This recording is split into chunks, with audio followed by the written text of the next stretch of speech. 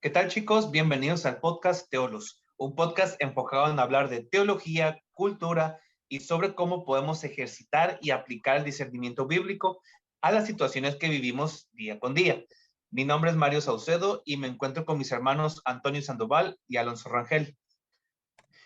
Y el día de hoy vamos a empezar una nueva serie de conversaciones.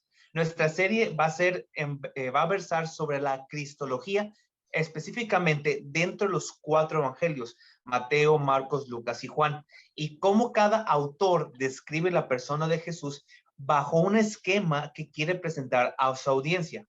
Vamos a empezar en este episodio con el evangelio de Mateo. Vamos a tocar ciertos puntos como cuál es el propósito de Mateo, a qué audiencia se estaba dirigiendo, cuál es el tema central que quiere dejar muy en claro el autor con respecto a la persona de Jesucristo, entre otros más que vamos a tocar. Así que, amigos míos, si me pueden ayudar, ¿cuál ven para empezar? ¿Cuál ven como el tema de Mateo en su evangelio y cuáles son los distintivos que hallamos en él? Bueno, empezando, me gustaría decir que el tema central del Evangelio de Mateo no es más que el enfatizar a Cristo como el Rey prometido de Israel, el Mesías, proveniente pues de la descendencia de David. Y esto puede hacernos una pregunta, ¿no? ¿Esto del Mesías tiene una línea que se traza desde el Antiguo o Nuevo Testamento? Pues ciertamente sí. Podemos leer desde los libros del Antiguo Testamento que se habla sobre que habría de venir un Mesías. Y hay algunas menciones por parte de los profetas a ese Mesías. Tenemos, por ejemplo, en Isaías 7:14, que habla sobre una virgen concibiendo un hijo y que se llamará Emmanuel, Dios con nosotros.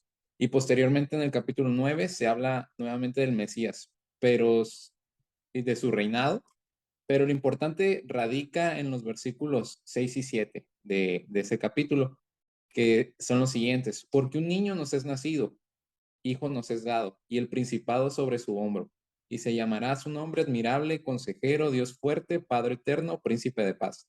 Lo dilatado de su imperio y la paz no tendrán límite sobre el trono de David y sobre su reino, disponiendo y confirmando en juicio y en justicia desde ahora y para siempre. El celo de Jehová de los ejércitos hará esto. Pues ya una vez dicho esto, ¿qué argumentos o qué pruebas dan veracidad de Jesús como Rey y Mesías en el Nuevo Testamento? Ciertamente, pues hay porciones de la Biblia que pueden dar evidencia de los oficios de Cristo. Sin embargo, pues a través de esta pequeña serie tomaremos unos cuantos enfocados en Mateo para hablar de Jesús como Rey y Jesús como Mesías. Por mencionar algunos textos en el Nuevo Testamento del Evangelio de Mateo que hablan sobre pues el oficio de Cristo como Rey, como Mesías, están los que se encuentran en Mateo 25, versículos del 31 al 46, el cual pues nos habla de Jesús como Rey y un Rey que va a juzgar. La siguiente mención se encuentra en Mateo 16:16, declaración de Pedro sobre Jesús como el Mesías. Y la última mención que yo haría sería en Mateo 3, versículos del 11 al 14, donde Juan Bautista habla de Jesús como superior a él. Entonces, en pocas palabras, lo que nos estamos encontrando en este primer evangelio es dirigir toda la atención del público judío, porque en realidad Mateo es dirigido a un público judío, dirigir toda su atención y mostrarles que efectivamente Jesús es el Mesías que habría de venir. Entonces, posterior a eso iremos abordando, perdón, más temas respecto a los oficios de Cristo, empezando por este, ¿no? Jesús como el Mesías prometido para Israel. Y ahora ¿cuál sería el problema en el caso en que Mateo no desarrollara el tema de que Jesús es el rey prometido? Tendrían un problema gigantesco. Primeramente, estas personas, los apóstoles, que le llamaron ser el Mesías, aquellas personas que vieron sus milagros y le llamaron ser el Mesías, el prometido, el ungido del Señor. Si realmente el tema del libro está muy velado, no queda muy claro, pues entonces a un judío no le interesaría, a un judío no lo conviertes con este libro, no tendría relevancia para un judío. Y ahora, viéndonos ahora nosotros como mexicanos del siglo XXI, ¿en qué nos compete a nosotros en que el libro de Mateo trate de que Jesús es el rey? Pues muchísimo, tiene un peso gigantesco. ¿Por qué? Porque el Antiguo Testamento está de principio a fin, todos los profetas apuntando a un futuro rey, a una persona que hará la reconciliación con el Padre, que hará la reconciliación de los seres humanos con Dios, que abrirá y traerá a los exiliados de Israel de nueva cuenta a Jerusalén y que tendrán esa paz que Dios les ha prometido y que aparte les dará la tierra prometida que desde Abraham se les había prometido que se le iba a dar. Por eso Mateo comienza tanto con David y con Abraham, porque eran los pactos davídicos, el pacto davídico y el pacto abrámico, importantísimos para el pueblo judío, porque en la unión de esos dos pactos hay promesas unidireccionales de Dios. De hecho, llama la atención porque, como dice Antonio, cuando entramos a la cultura judía, nos damos cuenta que el judío estaba esperando un reinado, estaba esperando ahora sí que este rey que los librara del yugo de los romanos, que les trajera ahora sí que prácticamente el reinado davídico, que volviera a florecer como floreció en su momento. Entonces, lo interesante aquí es de que Mateo, ahora sí que es el evangelio que se enfoca exclusivamente en judíos y le cita capítulo y versículo del Antiguo Testamento en la que Jesús cumplió esa porción de la escritura para decirles, hey, miren, vino esta persona llamada Jesús y cumplió esto, esto, esto y esto de la escritura, pero no son como versículos sacados de contexto o versículos que nomás dijo Mateo, hey, aquí queda, ¿no? Sino que son versículos que hablan específicamente de este Mesías que estaban esperando. De hecho, en el griego aquí, cuando hablan del Cristo, es el equivalente del griego por la palabra Mesías. Es lo mismo. Entonces, cuando vemos, por ejemplo, la confesión de Pedro en Mateo 16:16, que habla que Jesús es el Cristo, está reconociendo que Jesús es aquel ungido que había sido profetizado muchos años atrás y que los judíos estaban esperando con ansias. De hecho, vemos que en el transcurso de todo el libro de Mateo, vemos declaraciones muy fuertes, como por ejemplo los ciegos o inclusive los demonios que decían, Jesús, el hijo de David. Entonces vemos que el título hijo de David tiene un peso muy fuerte para el judío, porque vemos al puro inicio de Mateo que la genealogía de Jesús regresa, todo apunta a lo que es David. Entonces, para el judío es tan importante saber que Jesús, primeramente, tiene sangre de David y también legalmente se le puede reconocer como hijo de David. Y eso lo vemos con la genealogía de María y con la genealogía de José. Entonces, está interesante esto porque Mateo está queriendo decir, hey, él es el cumplimiento del pacto abrámico y es el cumplimiento del pacto davídico. Él es la simiente que estábamos esperando. Sí, algo para apuntar ahí mismo. Fíjate que una de las claves principales que Mateo al momento de estar redactando quiere enfatizar con todos es que el Antiguo Testamento dirige a un nacimiento de este Mesías. Es un cumplimiento del Antiguo Testamento en la persona de Jesús. Como dices, el Evangelio comienza con una evidencia y es que Jesús es hijo de Abraham, es hijo de David.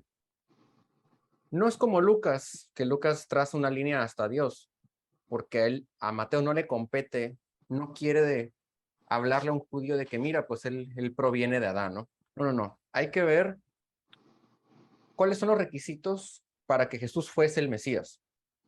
¿Cuál es la evidencia que tenemos en la historia de que este hombre que nació en un pesebre en Belén, en una ciudad que pocos judíos dirían que algo bueno sale de ahí, cómo es que este niño puede ser el Mesías o el Rey?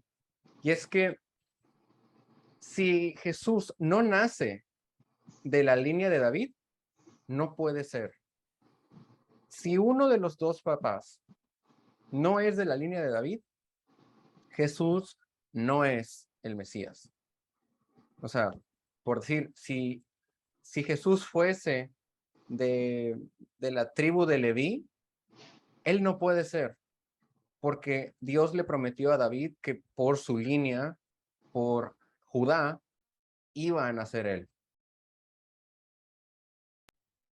Sí, y esto es muy enfático en el Antiguo Testamento. Podemos ver que el lenguaje judío habla y enfatiza muchas veces palabras como Padre en los cielos, el reino de los cielos, ¿no? La palabra reino se repite más de 130 veces en el Antiguo Testamento y tan solo en Mateo se utiliza 8 veces. Esto nos muestra que hay una línea, una conexión dentro del Antiguo Testamento y el Evangelio de Mateo.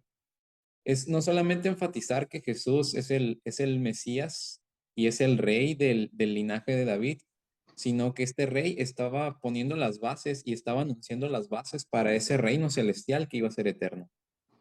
Entonces podemos ver que no solamente él hace ese trabajo de vocero, de compartir todos estas bases sobre el reino de los cielos, sino que antes de él, Juan el Bautista enfatizaba también eso. Siendo, por así decirlo, el último profeta del Antiguo Testamento, Juan el Bautista dio una introducción al mensaje de Cristo sobre el reino de los cielos. Este reino de Dios es lo que los profetas del Antiguo Testamento pues estaban esperando, la proclamación visible de la soberanía de Dios eh, y la redención para su pueblo y al final para todos los enemigos de Dios. No por nada tanto Juan como Jesús proclamaron estas verdades y estas verdades se cumplieron una vez que Jesús murió, resucitó y ascendió al cielo. Y bueno, de cierta manera se cumplieron, ¿no? Porque su culminación será cuando Jesús regrese. Entonces podemos ver que efectivamente el Nuevo Testamento utiliza un lenguaje cómodo y para nada indiferente con los judíos para mostrar que Jesús es el Mesías. Y de hecho, eso está interesante porque, o sea, regresamos al punto, o sea, aquí Mateo tenemos cosas que lo distinguen, el público al que se dirige y el tema central que quiere demostrar. O sea, vemos a lo largo de todo Mateo las citaciones tan específicas que hace sobre el Mesías y cómo Jesús los cumple, ya sea cuando Jesús se sube al pequeño burrito y va haciendo la entrada triunfal a Jerusalén, al momento de que Jesús está en la cruz muriendo y que están los romanos ahora sí que echando suertes por el tema de sus ropajes. Vemos cada parte de la escritura en Mateo que está queriendo demostrar que él es el cumplimiento de las profecías que hablan sobre este Mesías. Ahora, ¿por qué Mateo está tan enfrascado en querer demostrar que Jesús es el Mesías? Creo que lo podemos ver ahorita también en nuestros tiempos con judíos ortodoxos que dicen, no, nosotros rechazamos a Jesús como el Mesías porque él no cumple las promesas. No es cierto. Un estudio bien hecho sobre Mateo puede refutar bíblicamente con evidencias de que efectivamente Jesús es el cumplimiento de todas estas profecías y que él es el Mesías tan esperado. Entonces, por eso Mateo se enfrasca en dejar bien en claro ahora sí que en el idioma del judío que él es el Cristo, el Mesías tan esperado. Entonces, por eso vemos estos tecnicismos, por así decirlo, como decía Alonso, el reino de los cielos, la palabra reino, que en el Antiguo Testamento es muy utilizado y que para el judío es muy importante, porque ellos estaban bajo el yugo romano y ellos estaban con más razón esperando que viniera este Mesías, porque estaban prácticamente diciendo, oye, estamos siendo sometidos por estos gentiles, queremos que este Mesías que venga derroque y derrumbe todo el imperio romano y que otra vez la dinastía de David vuelva a levantarse como lo fue en su momento y que ahora sí el reino de Israel vuelva a ser lo que fue una vez. Entonces, vemos este énfasis tan importante, Mateo, porque como son el pueblo al que se le confió la palabra de Dios, que se le confió la ley, entonces creo que como dice Pablo, que en Romanos, que el judío tiene una importancia muy fuerte porque a ellos se les confió esto, entonces es importante dejar bien en claro que no podemos primero descuidar ni apartar el Antiguo Testamento ahora que estamos en el Nuevo Pacto, sino que el Antiguo Testamento podemos verlo con muchísima más riqueza, porque aparte de que es el cumplimiento, Jesús, el cumplimiento de todas estas profecías, hay muchas más cosas que nos ayudan a nosotros como cristianos para poder caminar en santidad. Y esto es lo que debe provocar este estudio de Mateo con respecto a la persona de Jesucristo y que Él es el cumplimiento de todas estas profecías. Y luego agrégale que muchas personas, cuando leen este Evangelio de Mateo, en muchas ocasiones quieren meter como estas costumbres que va mencionando Mateo, porque son cuestiones de la ley, porque son varias tradiciones judías, y tratan de compaginar lo que se hacían con lo que están haciendo hoy los cristianos al momento de leer hoy la Biblia.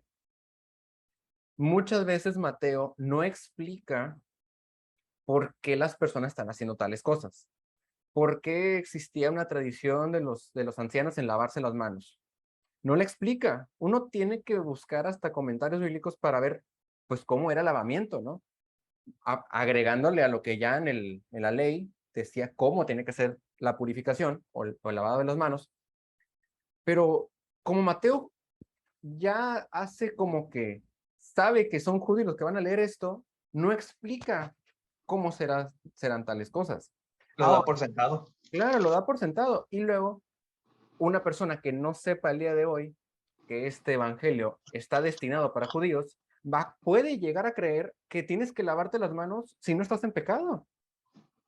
Pero no, no, no, o sea, hay que considerar bien la audiencia, considerar el propósito del autor y no solamente leer este libro o este evangelio de Mateo, pues como un buen periódico diría, agarrarlo y nada más y, pues creo que es palabra de Dios y pues, ahí está, ¿no? Sin cuestionarte nada de procedencia, audiencia, propósito, objetivo, nada. No, no, no, hay que tener mucho cuidado. Para eso está, ahora sí que el estudio de la hermenéutica, por eso están ciertos comentarios bíblicos, hasta igual, tu pastor debería poderte ayudar en este tema de enfocarte cuál es el propósito de cada libro de la Biblia. Y pues bueno, aquí estamos hablando únicamente por el momento de Mateo, ¿no? Y me gustaría agregar también que después de que dijiste todo eso, o sea, qué importante es el contexto, ¿no? Porque si nada más tomamos la lectura de Mateo y decimos, mira, ellos se lavaban las manos, mira, ellos hacían esto, daban tanto dinero, luego caemos en errores doctrinales y pensamos que, por ejemplo, no sé, el diezmo aún es bíblico, ¿no? Siendo que, pues, tenemos que entender, a ver, espera, eres levita, entiendes el propósito del diezmo, o sea, el poder no solamente quedarte con eso y leer eso y decir, ahí está, sino el profundizar, buscar el contexto y familiarizarte con la terminología de aquel entonces y entender por qué se decía lo que se decía, cuál era la perspectiva del escritor, ¿no? En aquel entonces y qué era lo que estaba aconteciendo para que él escribiera así. Lo digo porque eh, he visto, al menos en lo que es las redes sociales, en Facebook, que mucha gente, especialmente ateos, discuten y te citan la Biblia. Y lo que más citan es Éxodo, ya sabes, los libros en los cuales Dios amonestaba y castigaba a las personas por hacerlo malo. Y lo sacan de contexto de una manera bien impresionante, hacen una marometa mental, pues, muy interesante, que si tú no estás preparado de alguna manera, o no tienes eh, un constante estudio de la palabra de Dios, de volada van a quebrar tu fe, o sea, rápidamente te van a hacer dudar. Y, y ellos toman esta postura, yo considero que es porque el cristiano promedio no se preocupa por el contexto de la Biblia. O sea, no está preocupado por, esto tiene que ver con esta situación y por eso se dijo de tal manera. Tomamos versículos aislados y los usamos porque se escuchan bonitos y porque pensamos que nos van a bendecir mucho. Entonces, yo creo que, como dice la Biblia, si nosotros somos la columna y el baluarte de la verdad, con mayor razón nosotros tenemos que tener esa preparación teológica para saber en qué contexto se dijeron estos versículos y cuál era el enfoque de los mismos. Porque si no, ¿con qué autoridad le vamos a decir a un ateo, hey, está citando fuera de contexto un versículo si nosotros también lo estamos haciendo? No sé qué opinan ahí, muchachos. Sí, mira, deja tú que no agarren bien un contexto, ¿no? Los ateos. El problema es que los cristianos lo hacen. Sí. Ahí el problema, ¿no? Mira, no me sorprendería que un ateo se aviente mil y un cosas bien distorsionadas, ¿no? Que no puedan citar el Pentateuco correctamente, o que citen un profeta mayor, menor, el que quieras, y te lo citen mal, o con el contexto equivocado. Mira, no tienen el Espíritu Santo, no tienen el maestro para que les enseñe las verdades de Dios. Ahora, los creyentes tenemos el Espíritu Santo, tenemos el poder de Dios en nosotros que nos ayuda a comprender la Biblia, a comprender la verdad de Dios. El problema está en que los cristianos, bueno, no quiero decir que todos, pero quiero decir que gran mayoría, no se esfuerzan en ser llenos del Espíritu, no se esfuerzan en ser llenos de la palabra de Dios. Es ahí por el cual el Espíritu Santo entonces no los está capacitando, porque ahora sí que están esperando, sentados que en el sillón de su casa, el Espíritu Santo automáticamente les meta la información al cerebro mientras ellos están viendo Netflix. No es así. Uno de los problemas también graves que tenemos es que no conocemos el Antiguo Testamento. O sea, no lo conocemos. Creo que gran parte del cristianismo dice que va a leer una sola vez todo el Antiguo Testamento y después toda su vida el Nuevo Testamento. Porque demeritan todo el Antiguo Testamento. A veces que solamente van a agarrar proverbios. Conozco a gente que agarra proverbios de esos de un capítulo por día y así se la avientan, ¿no? Sí. Como mero devocional, pero pues... Hasta ahí, ¿no? Luego, pues también están los queridos salmos, que uno que otro lo vas leyendo en tu vida, ¿no? Y tienes tu favorito, ¿no? El 23, por decir, que lo pones en tu cocina, ¿no? Pero imagínate que, bueno, no imagínate, realmente el no conocer el Antiguo Testamento no te puede permitir, o bien, no te permite ver correctamente Mateo. ¿Por qué? Por dar un solo ejemplo, porque puede haber muchos en Mateo. Mateo dice en el capítulo 5 que Jesús subió al monte y empezó a enseñar. Un mexicano del siglo XXI simplemente ve que tenía la necesidad o quería subir un monte porque a lo mejor había mucha gente. El problema es que porque tú no entiendes el Antiguo Testamento y no entiendes el libro de Éxodo, tú no puedes ver la conexión de Moisés con Jesús. Tú no puedes percibir que un judío cuando dice que el maestro subió al monte a dar su ley, es la referencia de Moisés subiendo al monte Sinaí, recibiendo la ley.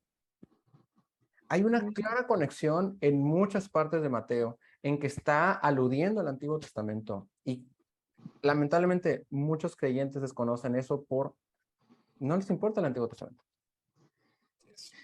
De hecho, eso es una de las cosas que me preocupan mucho, porque sí es cierto lo que dices.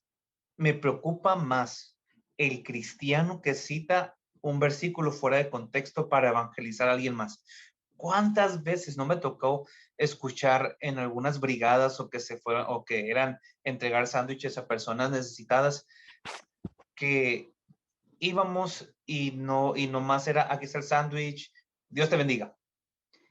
Y era como, ¿y dónde está evangelizar, hablarles de Jesucristo, hablarles del evangelio, hablarles del arrepentimiento? Y esto tiene una correlación tan íntima con tu estudio del Antiguo Testamento.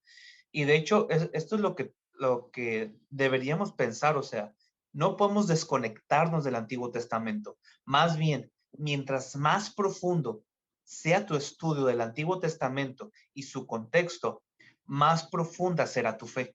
¿Y por qué digo esto?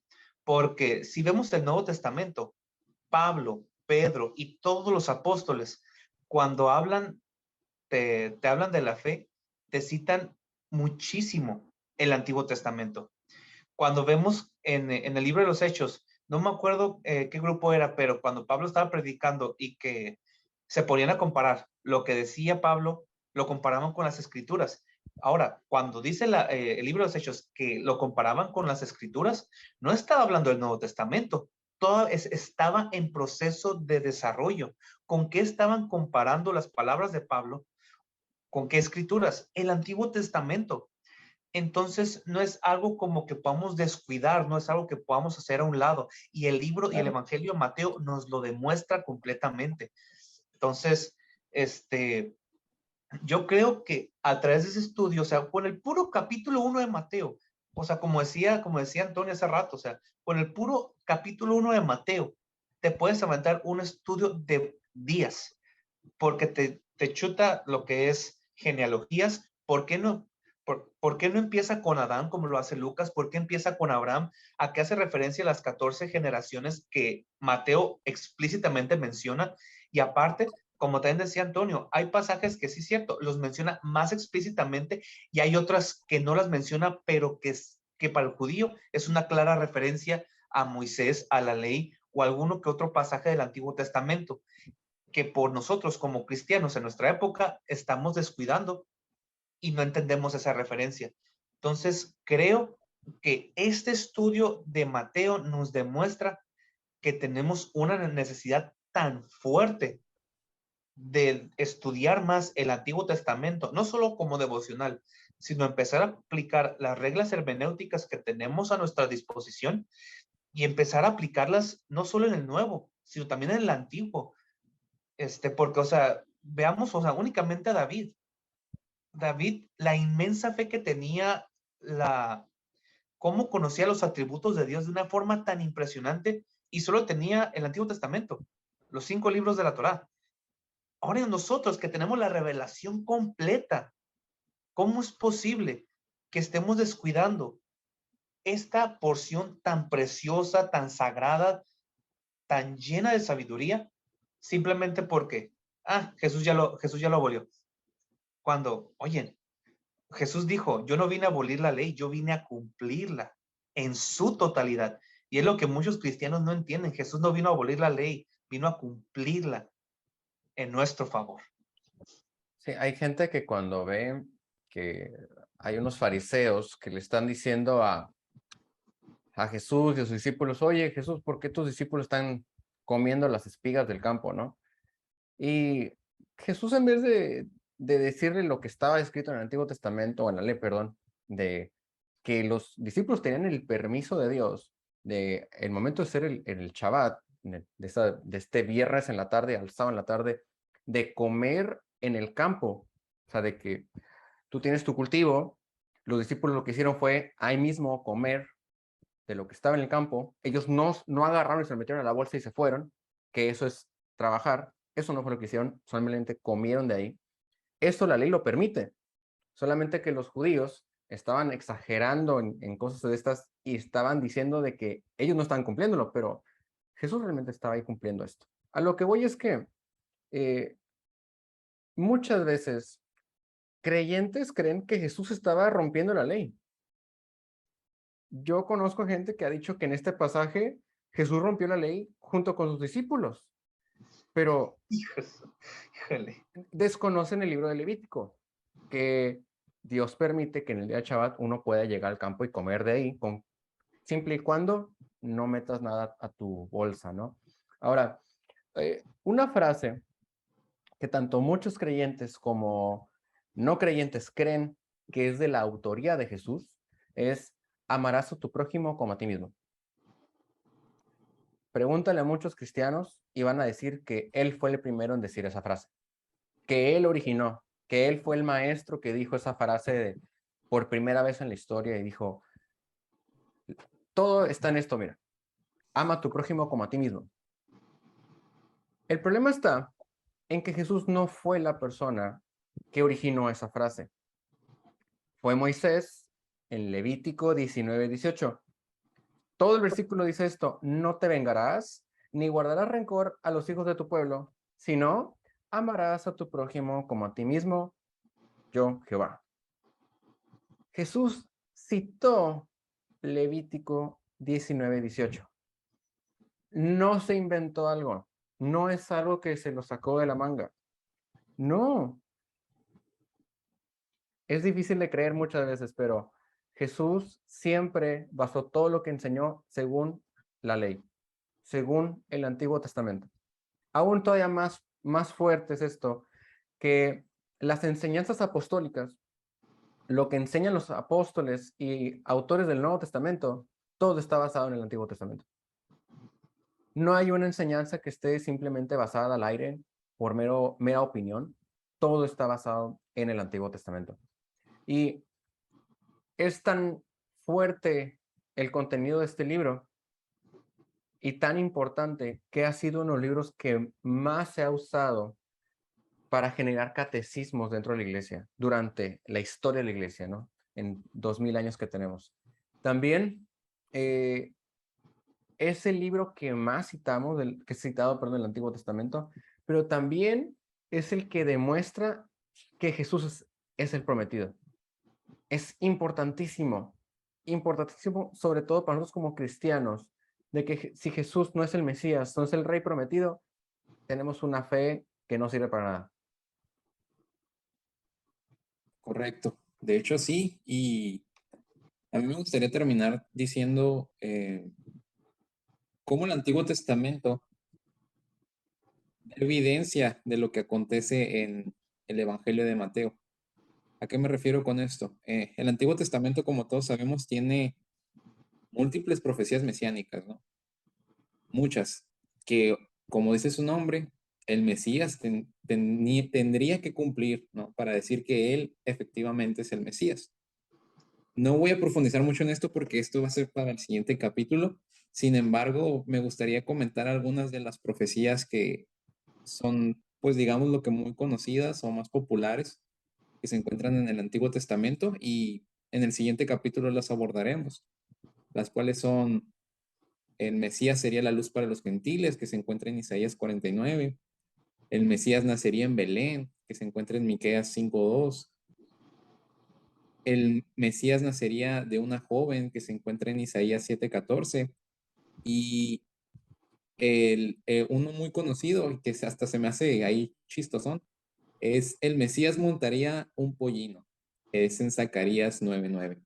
Entonces, como estos, hay varios que si nos damos la tarea de leer el Antiguo Testamento, notaremos que hay un rastro muy marcado, muy presente, de pequeñas pistas que dan evidencia de Jesús como el Mesías.